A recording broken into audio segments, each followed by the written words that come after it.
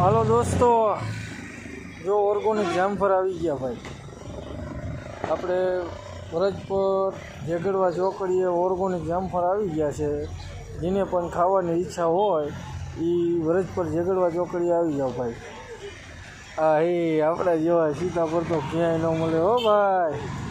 આપણા જેવા સીતાફળ તો ક્યાંય ન મળે આખા સુરેન્દ્રનગર જિલ્લામાં. હા, આ તો લાલ જામફળ એવો બધે મળે. આવું ખોટું હાવ ન બોલાય, આ બધે મળે.